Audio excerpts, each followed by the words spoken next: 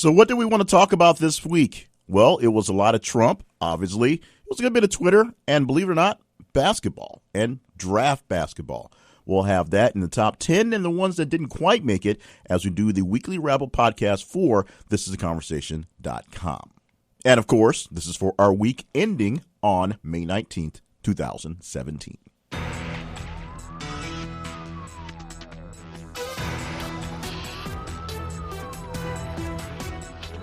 Welcome to the weekly wrap-up podcast for thisistheconversation.com, where we go over the past 7-8 days or so from Friday to Friday to talk about all the great conversations we had with you on social media and the website thisistheconversation.com. My name is Jay Cleveland, the moderator, and just an all-around fan of conversations and news junkie. Glad to have a chance to talk to you in this podcast form and, of course, throughout the social media interactions for the conversation we had all week long. I have the big list in front of me, and we'll go over the top 10 from 10 to 1, and then the ones that didn't quite make it that we think are still interesting, and they may actually supplement the ones that are in the 10, because we did a lot of talk about Trump, so Trump goes all over the place. But in the top 10, starting off with a software glitch that takes some Starbucks stores' payment offline for a while. Now, this is one that were a little surprised got so much love, so much attention to, maybe because so many people at the time were thinking about Starbucks. But a software glitch happened in the POS system, that's the point of sale system for the Starbucks, their cash register, if you will. And because everything is linked to a cloud-based service so that people can use their apps and use their cards and things like that, there were issues getting anything done. And so basically for about 8 hours, most of the Starbucks in the world were dealing with cash only. And that may have been an issue to you, maybe not. Maybe you had the cash to go back and forth, but there was no payment through your app. There was no payment off your card from your account. All that stuff was dead for about an 8-hour period last week. They got it fixed. They'll probably work through it. We'll have more about what happens when a glitch happens in your system in some of the stories that didn't quite make the list in a bit.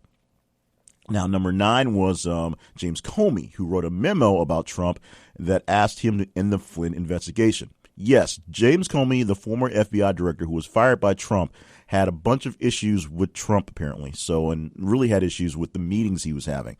So he outlined them in various memos that are in files at the FBI. And as far as we know, all those memos are intact, and at some point in time, they'll be subpoenaed and they'll be asked for by the investigations. More on that in a bit. But apparently one of the memos talked about a meeting, just a regular meeting in the White House, in the Oval Office, between Comey and Trump, with Mike Pence, the vice president, and the Attorney General Jeff Sessions also in attendance, just talking general stuff. The vice president and the AG were asked to leave the room, and that is when Trump sort of said, hey, can you let this thing go? Flynn's a good guy, blah, blah, blah, blah, blah. And I don't believe that was the beginning of the document process, but that's when we learned of a process where James Comey was documenting the conversations that were going on between him and Trump. And as we'll probably find out in the investigations, probably for a fairly good reason. Our number 8 story for the week is Biz Stone, who, oddly enough, is back in the news because he's back at Twitter. Does that mean anything to you? Maybe, maybe not. But Biz Stone, back in the early days of Twitter's early life from its turning into the chat app, was essentially the public face of the company. He was the one tweeting about and going on, doing the rounds, doing the things, and he was the man that talked about it. Jack Dorsey, another original Twitter guy who came back to Twitter to take it over, also still doing his side things, brought Biz back after Biz sold his co-op Jelly, which isn't really worth talking about, to Pinterest. So somebody else bought his old thing, so he came back home. He's going to work on corporate culture. He's going to work on getting Twitter to feel like Twitter again, which hopefully means if you're feeling good inside the company, the product coming out will have great deals. We'll see how that works out. Now, on early last week, we had to deal with the massive, fast-moving cyber attack hitting when we posted originally 74 countries. This is our number 7 story of the week. It turned out to be over 125 countries dealt with because it came out on a Friday. The weekend had a chance to kind of wait and incubate, although they did have a chance to fix it. And then on the weekend, a lot of people had to deal with, or on Monday morning, the people that had their computers off all weekend all of a sudden found they had this ransomware. The ransomware called WannaCry essentially snuck into your computer, shut everything down, and sent a message asking for about 300 Bitcoin to release your documents. The problem is, if you paid your ransom, you probably wouldn't get your documents anyway. And the really interesting thing on this is one hacker found a piece of the code, went through the whole thing, and figured out how to make it work. The trigger on this WannaCry ransomware was so simple, it was ingenious.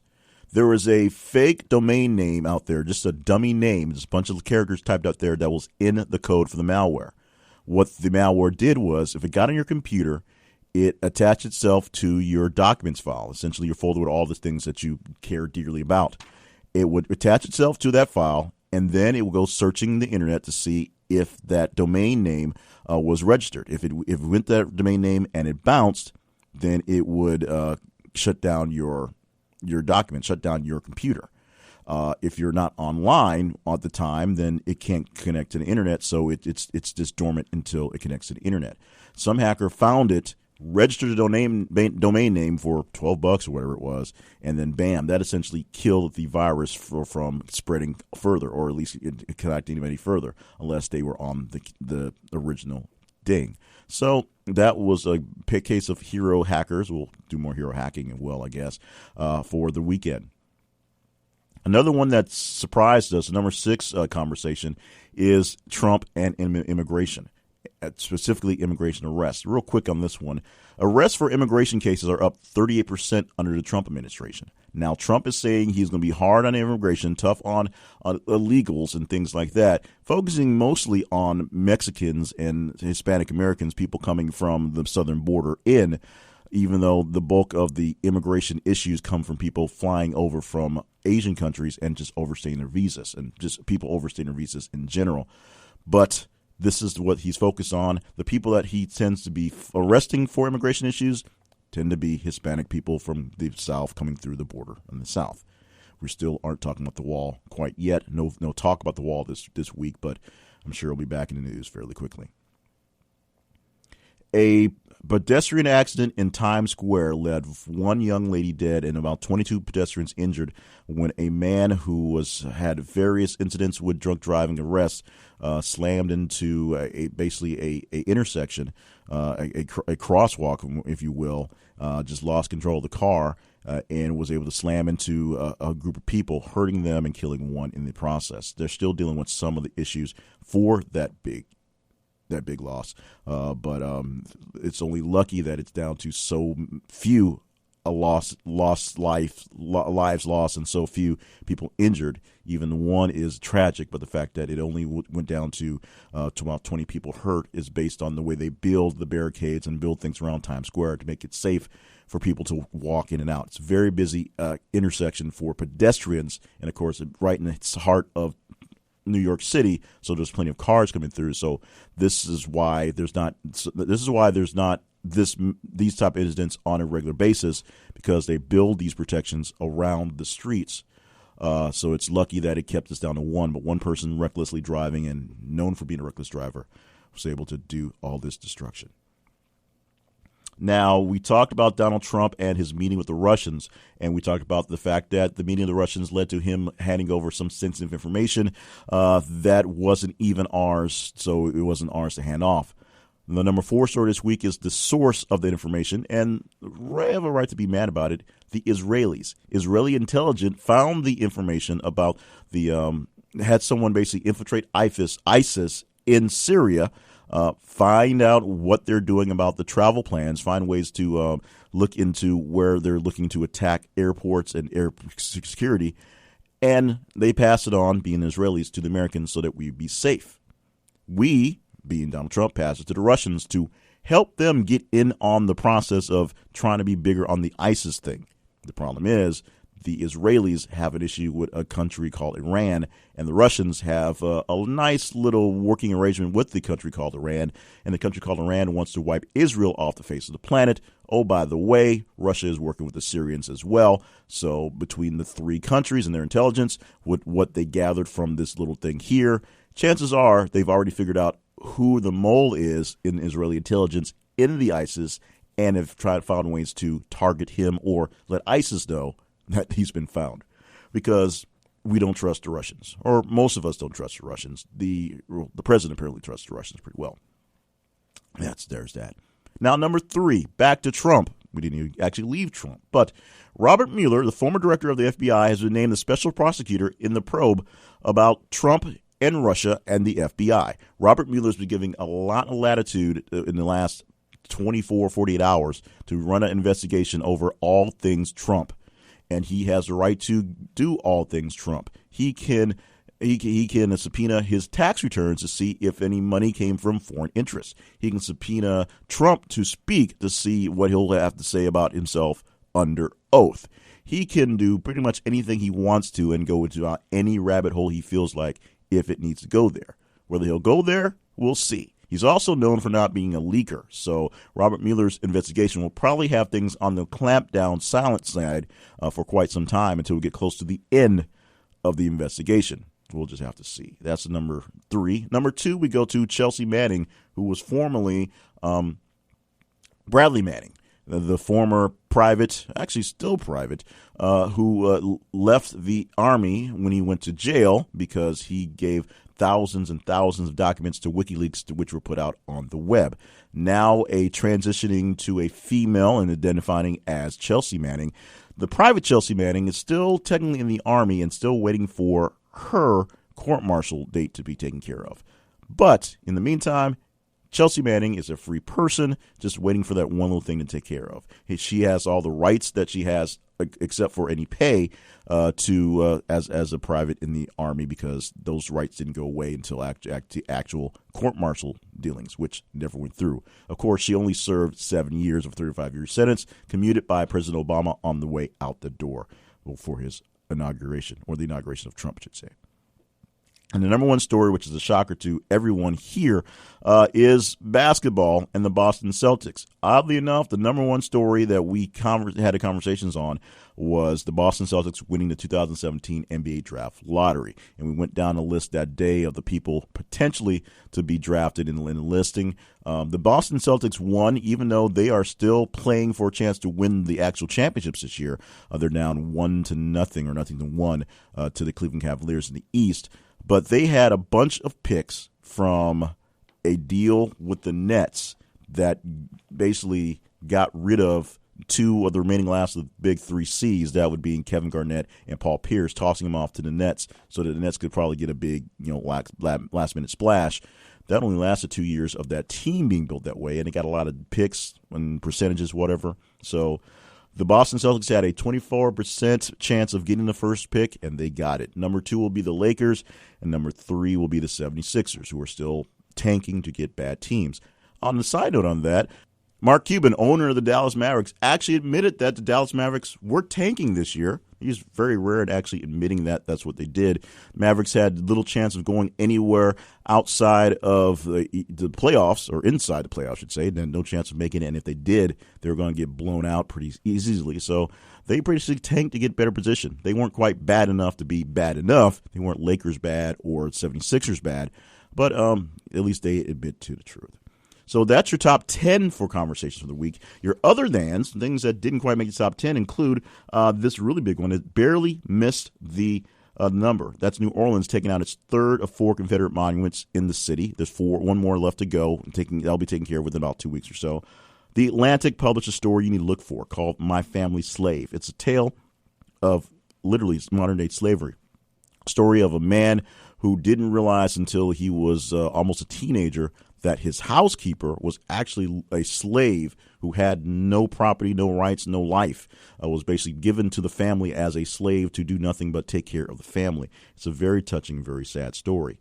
Also, we know about the official return of Roseanne to ABC. They're going to re-pick up their show, and where they'll pick it up from, not quite sure. But the entire regular cast is back, including Dan, who was dead and then wasn't dead and was dead, and 2 Beckys.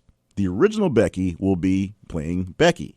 The replacement Becky, Sarah Chalke, will play another character, a series regular, but not Becky. So both Beckys find a way into the new Roseanne.